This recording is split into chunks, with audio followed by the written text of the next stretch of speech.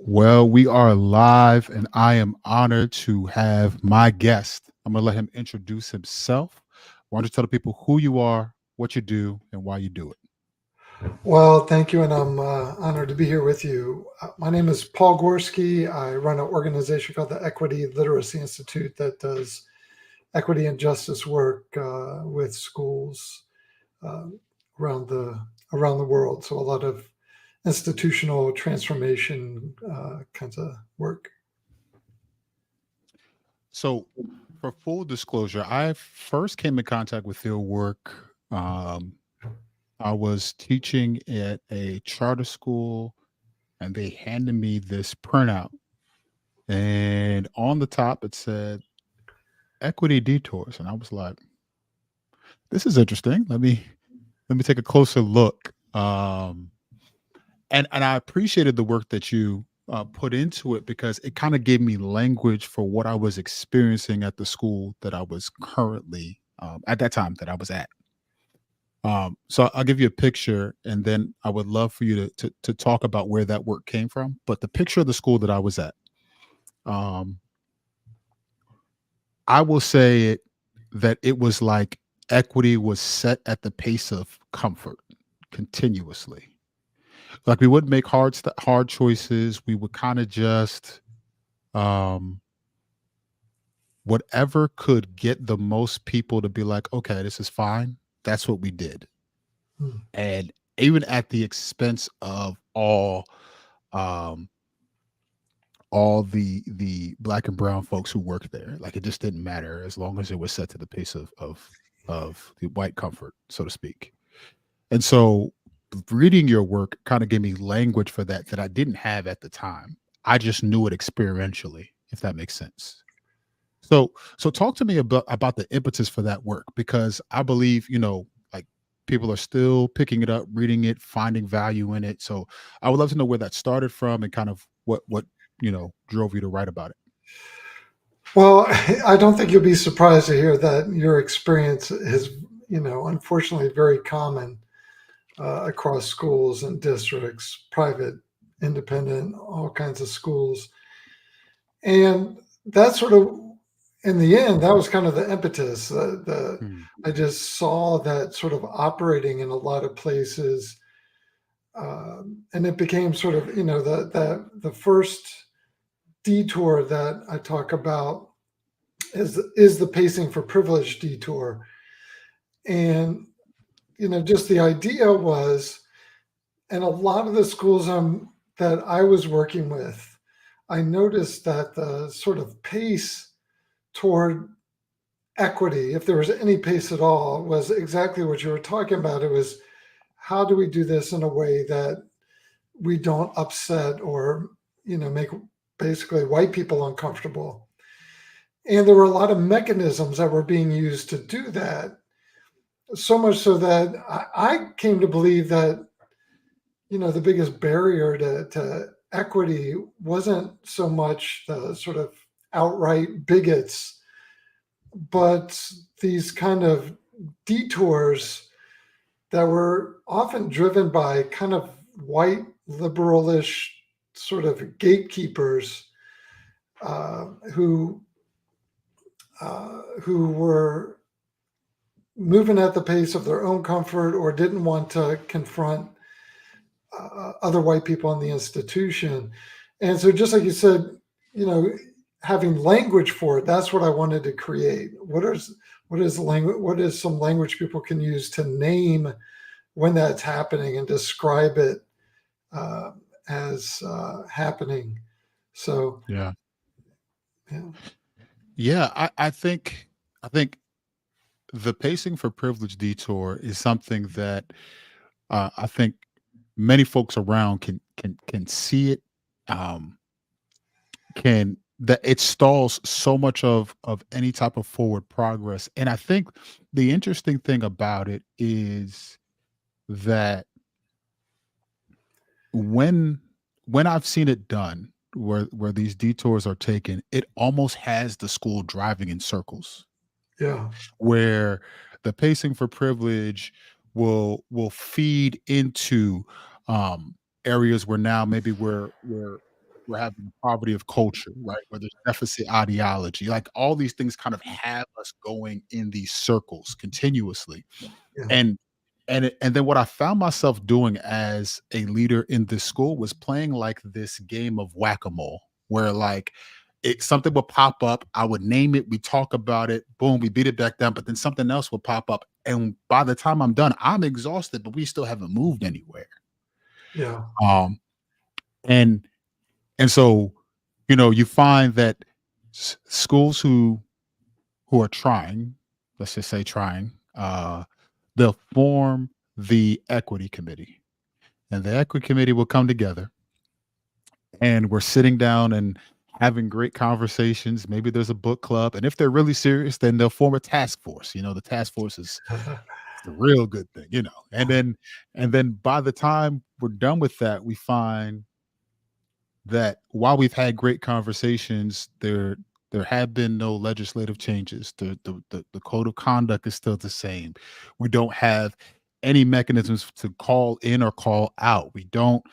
Um we're not holding teachers accountable, like specifically in schools. We're not holding teachers accountable for when there are acts that are potentially harmful, racist, bigoted, whatever you want to call it. We don't have anything for that. And so it kind of just goes unchecked, unnoticed, uncared for, right? So like people are uncared for. And so let me ask you this question. When it comes to equity work, and I know this is a big question, but in your experience, it seems to me that we haven't moved because we don't care to. And that might seem like just like a fatalist approach, but like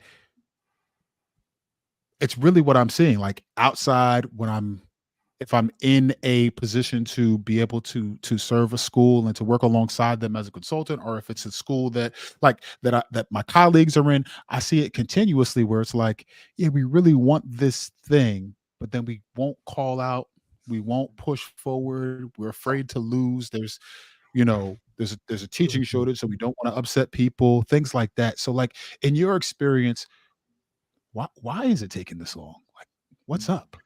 Well, I think you're right. I think especially when I think about leaders, um, educational leaders, my experience is that what they get rewarded for is things that are big on optics, but low on impact, and they might get punished for things that are high on impact. So look at this cool student club. Look at this neat anti-bullying program. We have these no place for hate posters uh, hanging around the building. And we have our multicultural arts fair. That sort of thing. Those are things that are high on optics. So I think a lot of leaders, because they get a sense that this is what's going to be rewarded, have become really good and efficient at appearing busy when it comes to equity stuff. Like we have all these things happening. The problem is 95% of the things that are happening in schools that are supposed to be about equity are things that don't actually create more equity. But again, Mhm. there are the optics of it.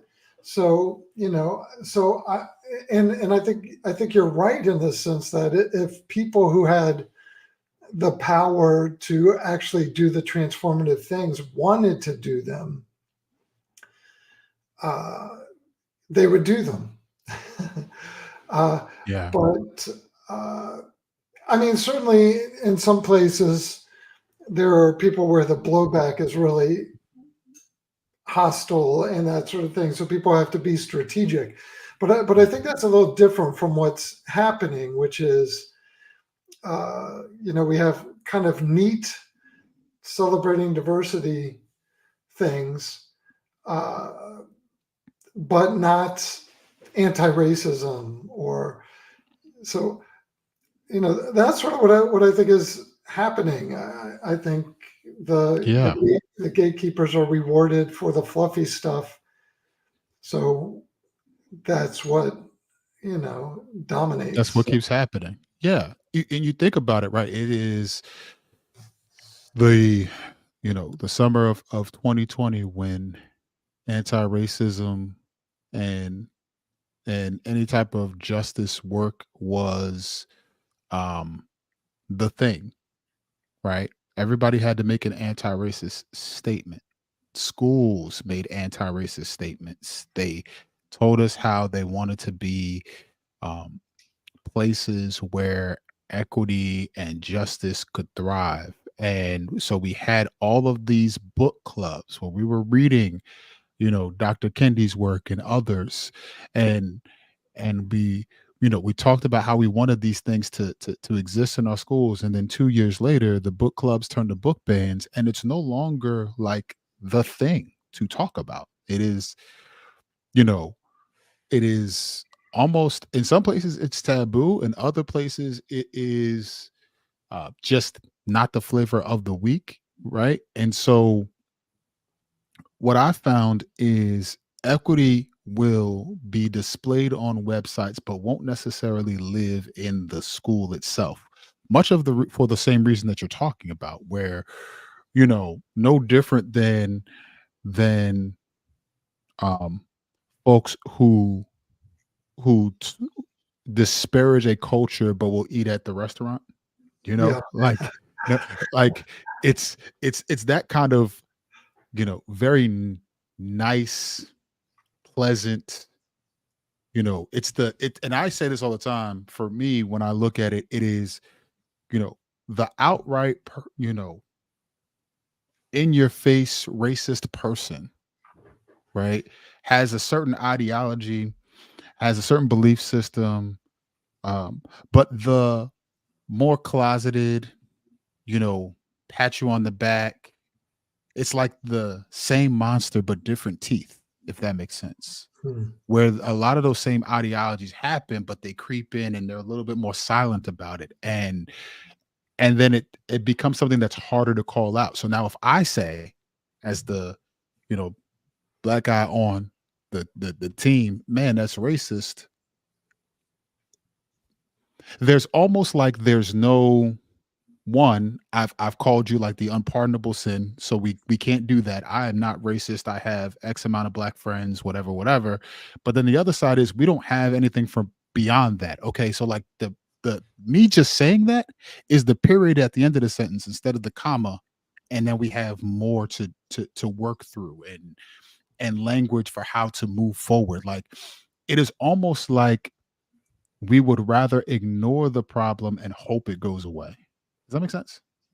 Yeah. Uh, yeah, for sure. Because again, it's like whose comfort is being prioritized. I mean, one thing Mhm. that I see a lot is uh,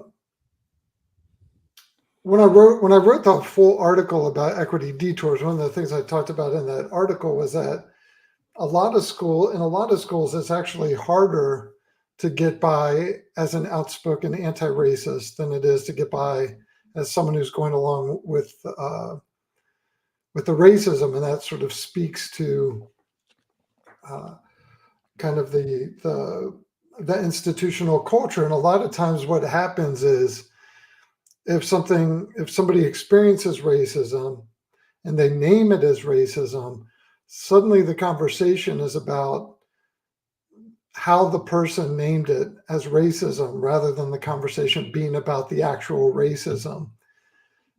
And that, I mean, we see that happening over and over. It's like we're not talking about racism and policing, we're talking about Colin Kaepernick, whether or not he should have taken a knee.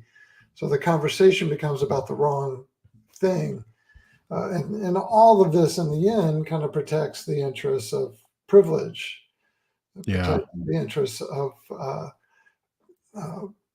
power, because it's a distraction from the actual thing. And this is why also there's this research that's been showing that, uh, for instance, teachers of color, even administrators of color, especially if people who are outspoken about anti-racism, are burning out. I mean, they're literally being run out of schools in a lot of Mhm. districts just for telling the truth just for telling the truth. And of Yeah. course, a lot of states, the truth is being banned right now. So, Yeah. yeah, so, S- yeah, So I think that folks who are listening and maybe or who will catch this replay, they might be getting in touch with their work for the first time. And so what I would love for us to do is much like you did for me, right? There are folks who are having um, almost the illusion of progress being lifted, and they're kind of seeing things for what it is, where inequity is something that is continuing to be perpetuated or ignored. Um, for folks who may not know what we're naming when we talk about poverty of culture, excuse me, deficit ideology, could you share examples of some equity detours and the impact that they could potentially have on schools? As we try, for people who may not know for themselves. absolutely. Well, we talked about sort of the first one, which kind of underlies all the other ones. That's the pacing for privilege detour. And that's where schools pace their equity efforts at the pace of the people who are least interested in equity rather than the people who are most demanding that we do better. And the argument is that actually that should be flipped, and we should move at the pace of the people who are demanding change, and then pull everyone else along. Another one of the detours is called the deficit ideology detour. That detour is the tendency for schools, instead of addressing the root causes of inequities and disparities, to instead focus on trying to change something about people who are being marginalized so that they can fit into a marginalizing system. So, an example of that would be racial discipline disparities. We know that Black and brown students are suspended or expelled at higher rates. Largely, I mean, the research about this is very clear, largely because the disparity is largely based on adults in schools interpreting behaviors differently depending on the race of the student, Yeah. especially objective behaviors, like, the student behaved in an aggressive manner. Well, that has to be interpreted. And what the research shows is the biggest cause of racial discipline disparities is that that interpretation happens differently if it's a white student versus a Black student. Or Mm, um, so the response to that has been the response to those disparities has been a really clear example of the deficit ideology detour. Instead of eliminating the racism and how behaviors are interpreted, which is literally the only possible solution to this problem, all of the common solutions in schools and school districts are about adjusting the behaviors of Black and brown students. But the research doesn't say that the problem is because of the behaviors of Black and brown students. So it's mm, impossible to solve the problem that way. But what do we do is, well, you need emotion regulation. You need a mindfulness room. You need maybe we need positive behavior interventions and support so you have a better understanding of behavior expectations. That's all deficit ideology, is the tendency to think that students, especially students of color, need to that we need to change something about them so they can fit mhm, into a racist system rather than eliminating the racism from the system. So that's called the deficit ideology detour. The poverty of culture detour, that language comes from Gloria Ladson Billings, who wrote an article, and I encourage everyone to look it up, called It's Not the Poverty of Culture. It's not the culture of poverty, it's the poverty of culture. And what she's mm, talking about in that article is the tendency to explain everything in education based on vague notions of culture, and to do that as a way to avoid having to grapple with racism and other kinds of inequity and injustice. So it's like, well, we have to study the culture of this group, not just to, not what we should be doing, which is understanding the culture better so we can make a more equitable institution, Yeah. instead looking at it as we need to adjust their culture so that they can fit in. So the tendency to make everything about culture as a way to not have to talk uh, about racism. There's a few other detours. Hmm. Uh, those are the three that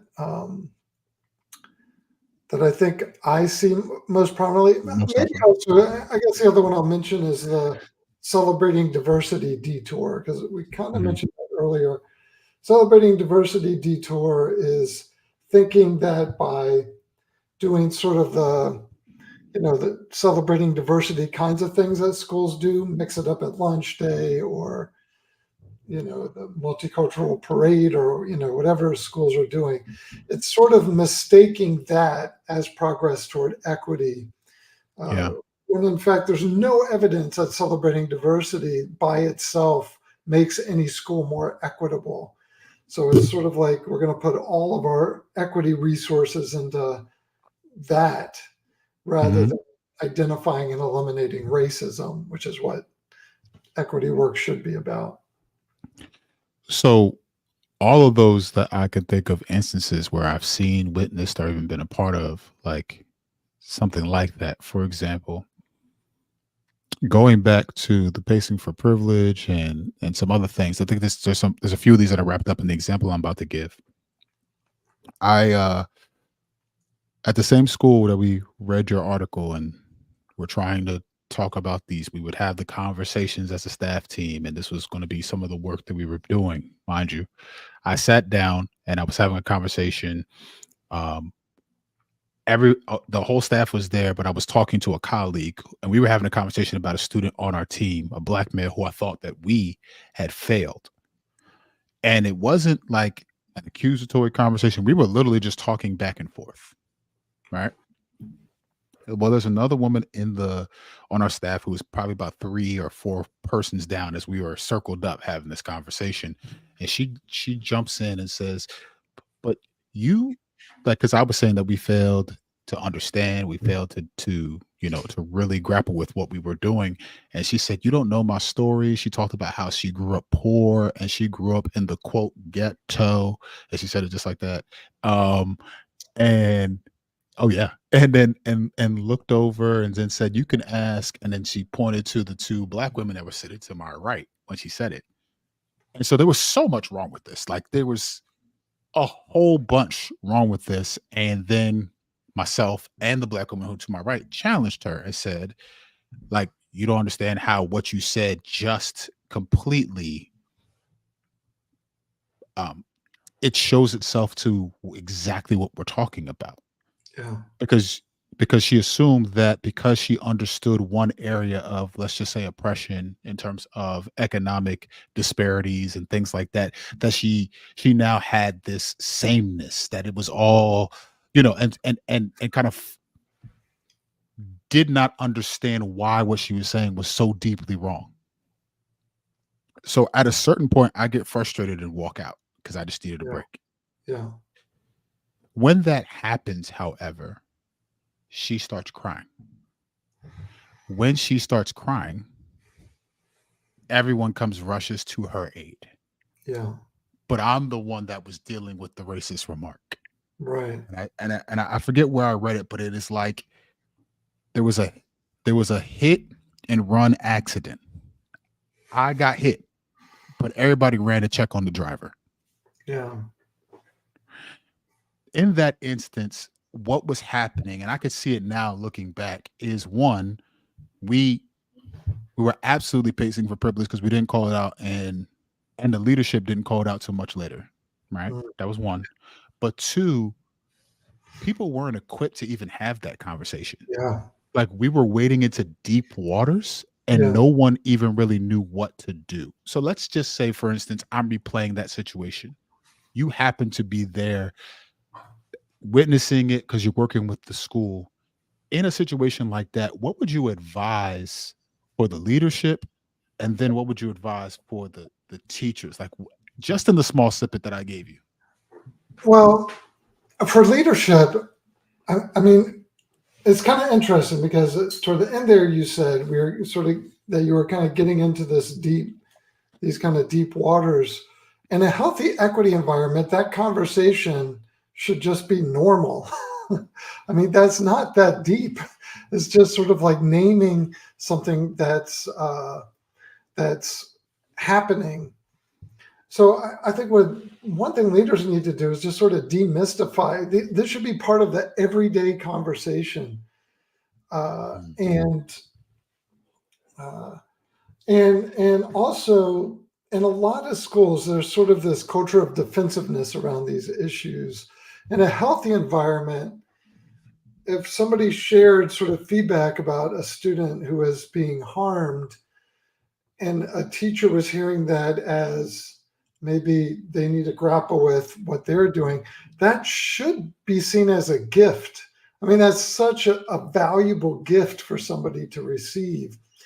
But a lot of things are getting in the way. One is, people's anxiety around having just basic conversations about equity. The other thing is just a sense of entitlement to be comfortable and not have to confront, and I think that, Cheryl Matthias has written a lot of great stuff about what she calls white emotionality and how that gets in the way of anti-racism. So again, all of a sudden we're not having the conversation we have to have about racism. That energy has shifted to taking care of white people who are apparently unwilling or emotionally incapable of having just a basic conversation, just a basic everyday conversation about here's a student who's being harmed. What do we need to do to eliminate the harm and support this student and provide an equitable environment? That should be a normal conversation. That Should should be. not be, and the fact that it's not, in many ways, I would argue, is a leadership failure. It's a Hmm. failure of leadership to create an atmosphere where where that can happen, and where people who are the people who have been harmed are the ones getting the attention of how to address that harm, rather than the people who have caused the harm being taken care of because their feelings were hurt because somebody named the harm. I mean, that's so backward. That's so non-conducive. It's not conducive to equity, but it's also just non-conducive to basic humanity That in part. a learning environment, because it sets up the conditions where people cannot name the ways that they're being hurt. And this has a trickle down effect because most students who experience racism or heterosexism or any kind of inequity and injustice uh, in schools will not report it because they know that there's a bigger price to pay if they report it than there Yeah. is if they just deal with it. Yep. And again, that's so backward, but that's because of the institutional culture that's created and cultivated, uh, by leadership. Again, the sort of overall theme of the conversation here, to protect the feelings of the most privileged people. Hmm. Hmm. And to that point, what it also brings up for me is how, though, like you said, those conversations should be normative, but w- we don't have, by and large, we don't have a means or a way or a pattern or a framework for how to have direct confrontation with stuff like that, to the point where, like, and I think you said this, right, like that racial equity work requires that we have direct confrontations with racism, but folks who are listening may not have anything in their toolkit. This might be new for them. um, what does it look like for somebody to have some types of strategies, to be able to identify and to address some of those racial inequities that we're talking about, to have that direct confrontation whether that be calling in, calling out, or whatever have you? I think that's a really important question, and I think one of the reasons it's important is because most people who go through a teacher licensure program or administrative licensure program do not learn how to do that in those programs. So, and of course, we can't expect people to do something that they've never learned how to do. So it's really important to equip people with knowledge and skills. Uh, so I think providing people opportunities to practice. One thing that we use in the professional development we do is we use case scenarios because it can be helpful at first for people to talk about a scenario that exists outside of their sphere of influence, just to get comfortable sort of practicing, learning how to. I mean, part of the challenge is a lot of people struggle to even recognize subtle forms of inequity, subtle forms of racism, Mm, or other kinds of inequity, especially white people, I think really struggle with that. Most people are pretty good at recognizing the kinds of inequity they experience, but not very good recognizing the kind where they're on the privileged end of it. And that's, unfortunate. I mean, that should mhm, be happening in the education system starting very young. But mhm. giving people an opportunity to practice. So we use these little scenarios. Here's something that's happening in a classroom. Can we practice recognizing how inequity is operating here, not just interpersonally, but institutionally? That's a big gap, too, that a lot of people, especially when we're talking about race, especially white people, are thinking about racism as something that happens interpersonally. And so I, as a white person, need um, an opportunity to sort of practice recognizing how it's operating institutionally. It's built into policies, it's built into institutional culture, uh, and, you know, creating space and opportunities to do that. And then once we look at a case study from outside of our spheres of influence, to then be able to practice looking at things that are happening inside our spheres of influence, so that Yeah. we can practice recognizing what's happening right under our noses.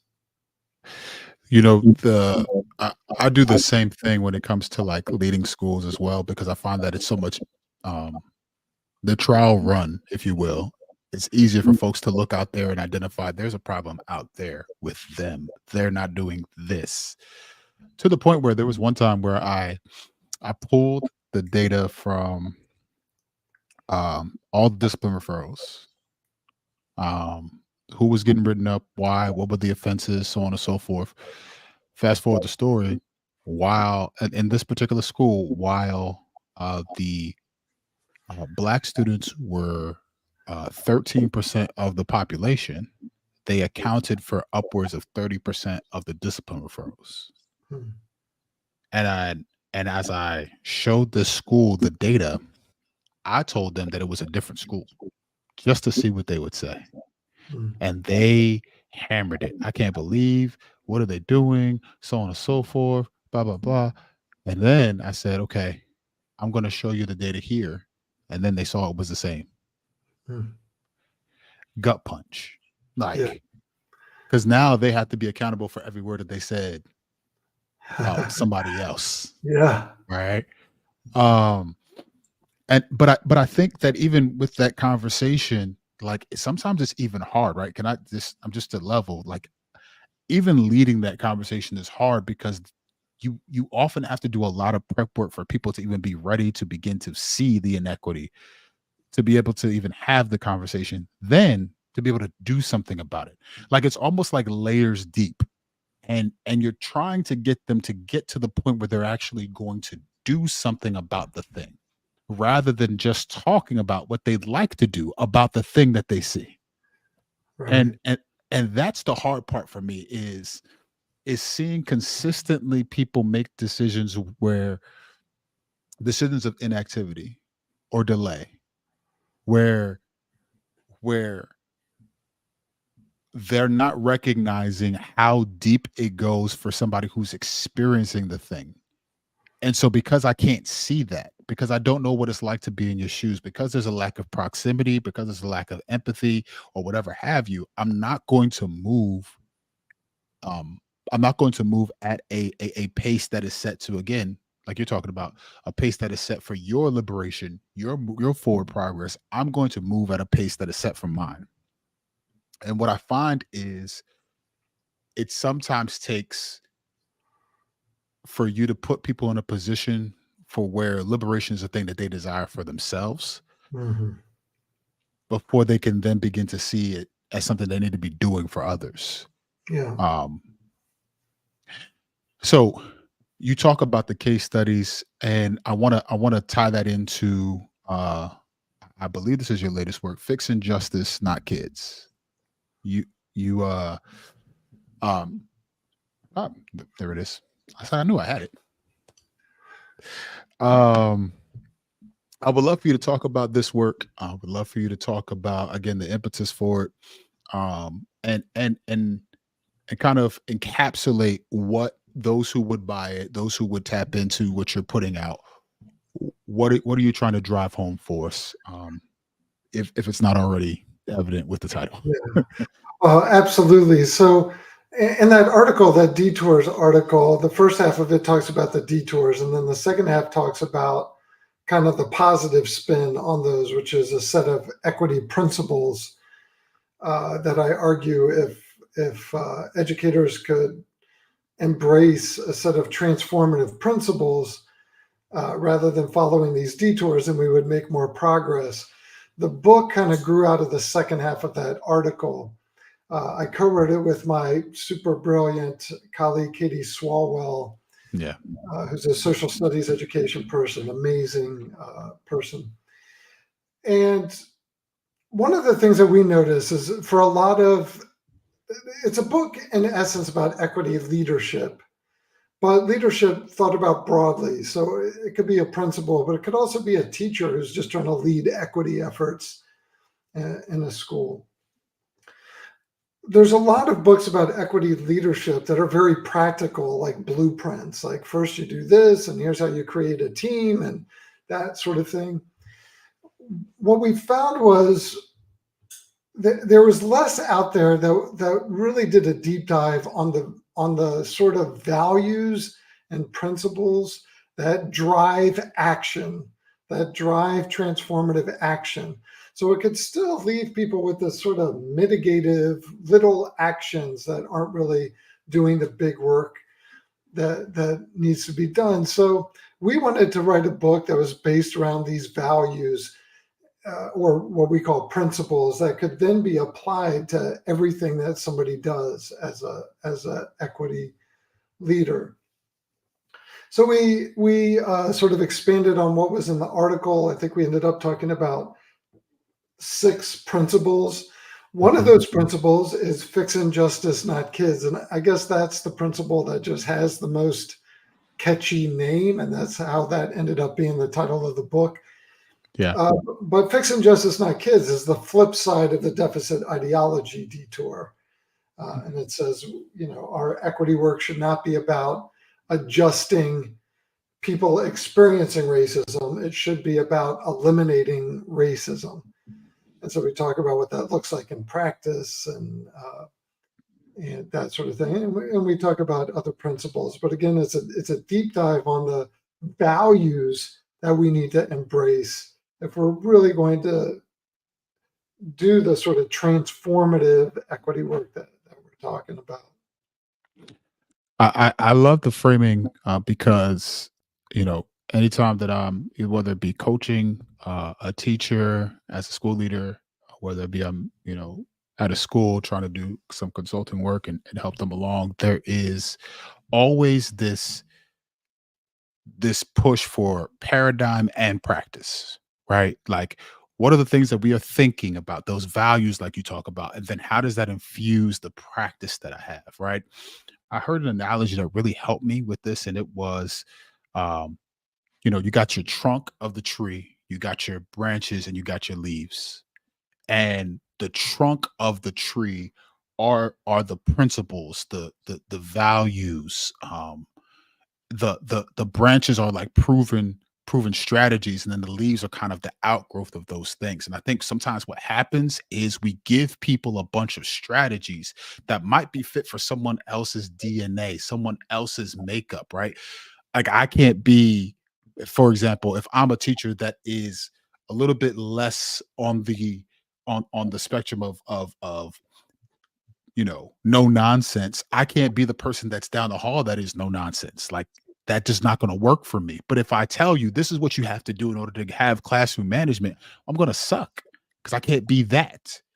And what we do is we often give the strategy, but we don't really give the values and then the proven principles that will then make somebody craft something that fits them. Yeah. And so I love the framing of the principles needed behind it because it then allows someone to craft it in a way that's still suitable to who they are and suitable to their strengths. Does that make sense what I'm trying Yeah. to say there? Yeah. So one of the things I learned really early on, I mean, and I've been doing this work for about 30 years, but one of the first lessons I learned was that practice, the things people do is driven by ideology because the way people interpret what's around them is driven by ideology.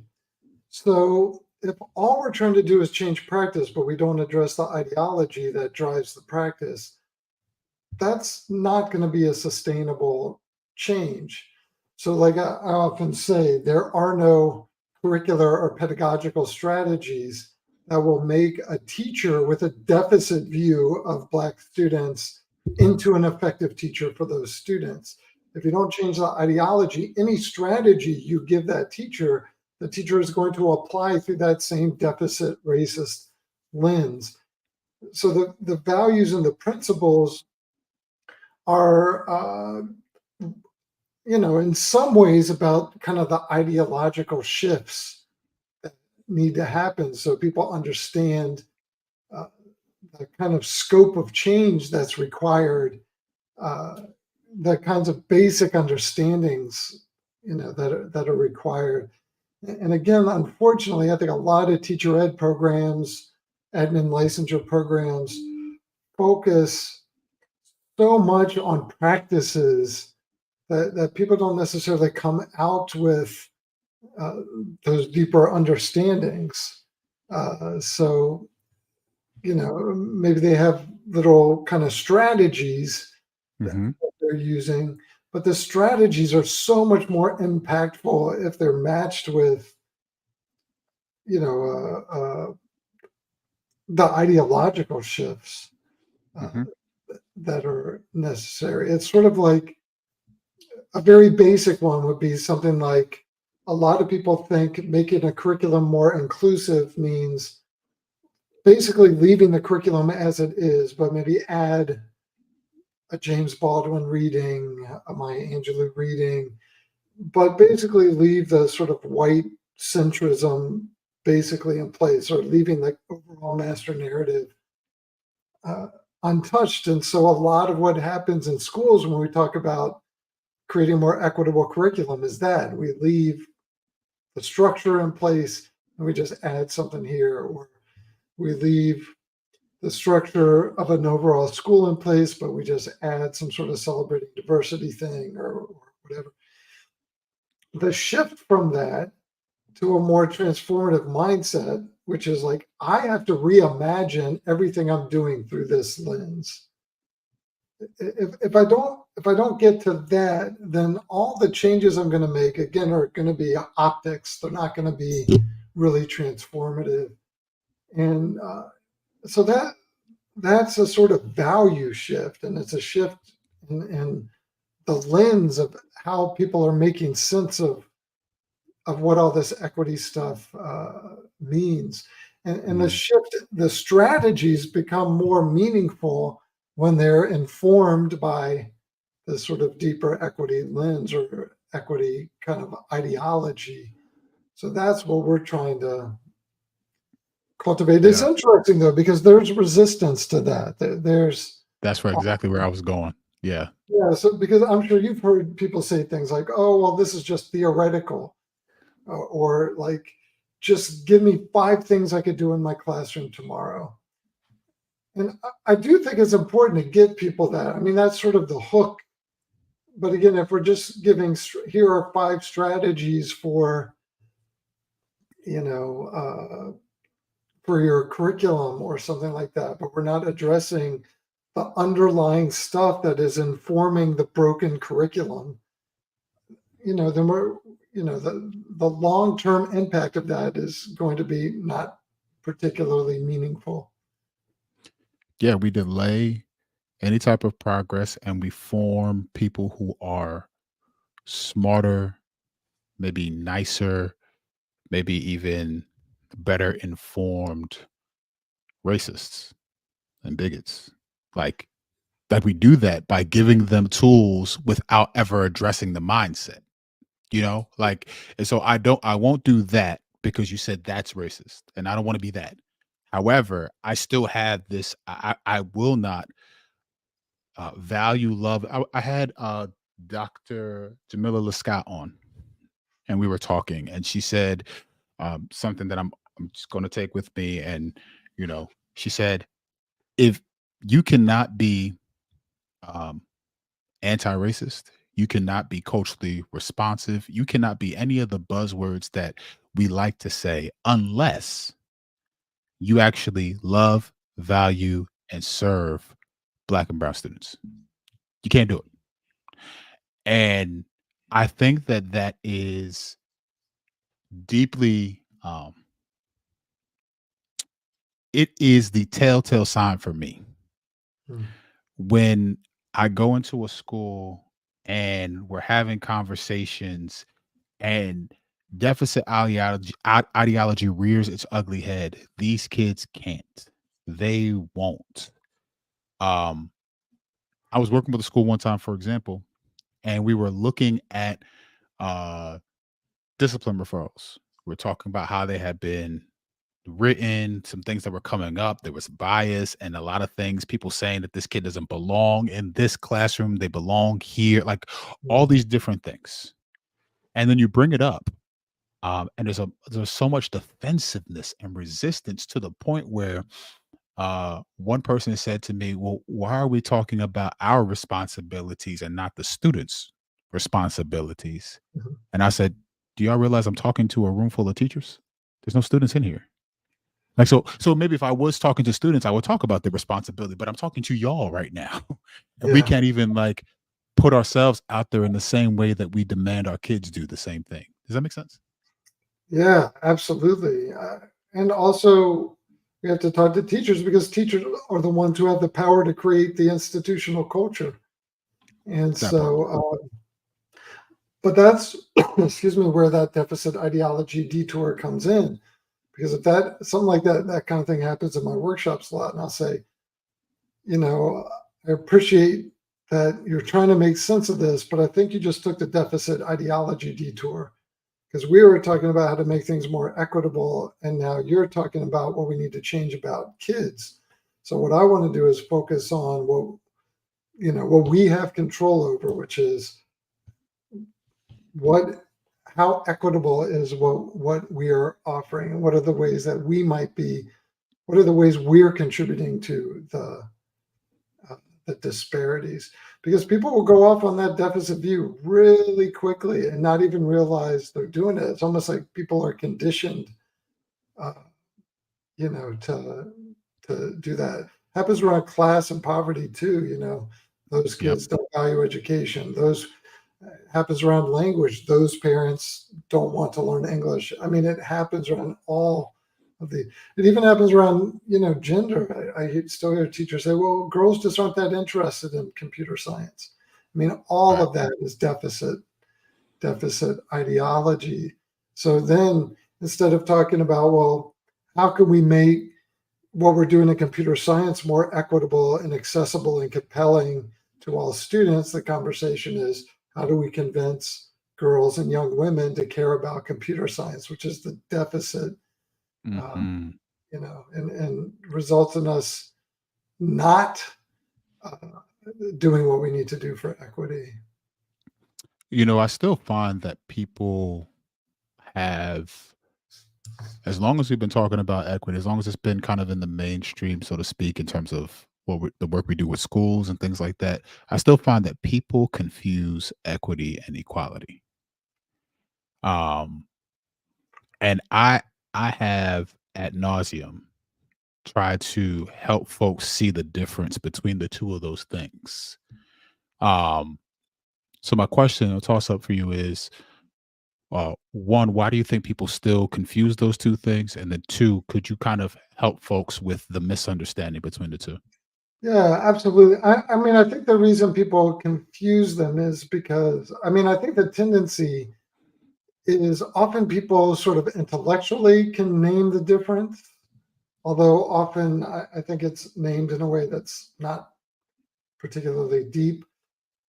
But in practice, people run back to equality very quickly. To me, the difference is that equality doesn't account for all of the context. It doesn't account for the accumulative privilege and advantage some people have gotten and other people haven't gotten, or are getting or aren't getting in the moment. And so, for instance, you might have one student who, because of racial advantage, economic advantage, whatever kind of advantage, is coming in with a pretty high level of access and opportunity. And you might have another student who, because of institutionalized racism, economic injustice, or whatever inequities might be, they're coming in with a lower level of access and opportunity. Now, none of this has to do with how hard anybody's worked or how much they care about education. It only has to do with access and opportunity and how that's distributed. Yeah. So, if people are coming in with these different levels and we talk about equality, everybody might get a little bump in access and opportunity. We're giving everyone the same thing. But the problem is the disparity in access and opportunity doesn't change with equality because the gap is reproduced with equality, with everyone getting the same thing. Equity is about addressing the disparity, the gap in access and opportunity, which requires a redistribution of access and opportunity. And that's what people get stuck on. Hmm. We talk about the one of the principles in the book is called the prioritization principle, Hmm. which says in order to achieve equity, in order to get into a mindset where we can really do the scope of change necessary, that we have to actually prioritize the best interests, the joys, and the demands of people who have been cheated out of access and opportunity in the past. That's equity thinking because Yep. that's the way we close the gap in access and opportunity. The reason people who have privilege really love equality is because they get to keep, they don't have to forego the accumulative advantage that they've gotten over time. They get to keep that. So we're starting with this unfair distribution. So no matter how much equality we have going forward, the people who have historically had the most access and opportunity are going to be at an advantage because they have the accumulated, benefit of that might have been accumulated over generations. That Uh, part. that's the big difference. The big difference is equity really forces us into addressing how our policies and practices and institutional cultures are reproducing these gaps in access and opportunity, and how equality could actually reproduce the inequity. But then aren't you, and disclaimer, I don't believe this, but aren't you then saying that we're ascribing a victim mentality, that that those who have been disenfranchised and name it are just calling themselves victims, and at this point today, we all have more equal footing, and if you work hard, you get the same results. So people aren't working hard enough and all of that stuff. Isn't that what you're saying? Well, first of all, of course, I would kind of refute that hard work. I mean, even my own family, I tell the story. My people were Appalachian coal miners. So when people say, well, and poor for generations, so when people say, well, maybe they just didn't work hard enough, and that's why they were experiencing poverty. I'm like, as coal miners, they weren't working hard enough. They needed to work harder than they were working as coal miners. I mean, it's Mm, completely nonsensical. I mean, and this is why the ideological shift needs to happen. I kind of reject that victim status thing. I don't think that's what's happening at all. What I think is happening is people just demanding basic rights to access an opportunity. And when we're starting at such a place where access and opportunity is so unjustly distributed, that the only way to fix that is to think about a different way to distribute access and opportunity. yeah. If we've gone through generations where white people have had more access to certain learning opportunities and that sort of thing, the only way to change that is to examine, how that happened and rethink, how do we rethink how to who we're making this accessible to, uh, you know, Yeah. that's the only way to do it. Otherwise, we're just going to reproduce the disparity. Yeah, to piggyback off of that, if we're not asking ourselves who's included and why, who's excluded and why, what are the historical, right, and even present day inequities that may be revealing themselves in the outcomes that we're seeing. If we're not asking ourselves and getting curious about those things, then we will be doomed to replicate them because we're not asking deeper questions. I think part of the reason that we're not seeing equity realized is because we refuse to ask better questions. Um, Absolutely. And I think that's part of actually, that's sort of part of the pacing for privilege, because we'll ask questions that don't spark discomfort in people who are privileged. But when somebody asks a harder question, like, like the philosophy of my organization, a lot of kind of anti-racism work in schools, there's this old notion that you have to start with anti-bias stuff. I'm a white person, so I have to pour the content of my white privilege knapsack on the floor and kind of rifle through it. That you start there and then maybe eventually get to talking about institutional racism. But the problem is the conversation almost never actually gets to institutional racism. It mhm, often gets stuck at this, let's reflect on our individual biases. That's important work, but there's no evidence right now that anti-bias work by itself results in less racism in schools. So we sort of flip that. We think the first question shouldn't be necessarily what are my individual bias. The first question should be, how is racism operating in this school right now? We mhm, know, obviously, that a lot of people don't even know what that question means. That they don't know even how to start to answer that question.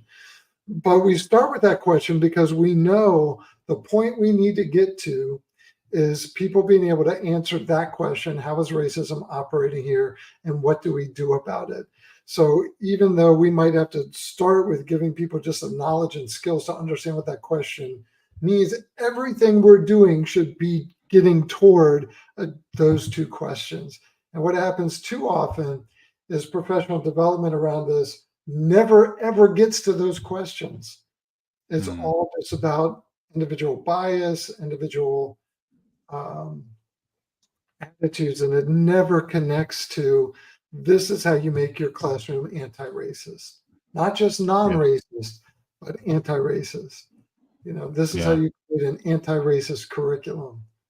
Um, so I think that's a big shift that has to happen too.